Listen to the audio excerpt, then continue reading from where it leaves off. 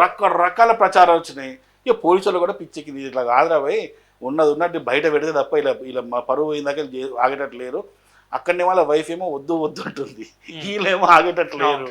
సరే అని చెప్పి తీసాడు. ఆ విజయవాడలో ఏమేమి జరిగిందో ఇప్పుడు నేను చెప్తాడు. ఇప్పుడు చెప్పండి ఏం జరిగింది ఆ 4 గంటలు. ఇప్పుడు ఆ 4 గంటలు ఏం జరిగింది ఇప్పుడు చెప్తున్నాను.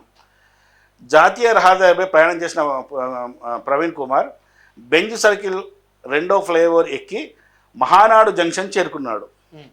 ఆ మార్గంలో ఉన్న అన్ని సీసీ కెమెరాల్లో ప్రవీణ్ కుమార్ బుల్లెట్పై వెళ్తున్న దృశ్యాలు కనిపించాయి. మహానాడు కూడలి దాటిన తర్వాత రామవరప్పాడు రింగ్ వస్తుంది. అక్కడ సీసీ కెమెరాను పరిశీలించిన పోలీసులకు ప్రవీణ్ కుమార్ కనిపించలేదు. మహానాడు కూడలి రామవరప్పు రింగ్కు మధ్యలో, అంటే మహానాడుకు ఆ సర్కిల్కి ఆ రామవరప్పు రింగ్ ఆ రోడ్ ఏదైతే ఉందో ఆ మధ్యలో ఏదో జరిగింది. అది ఏం జరిగింది అనేది ఆ 4 గంటలు ఇక్కడ ఉందన్నమాట. ఆ 4 అవర్స్ జరిగింది కథ.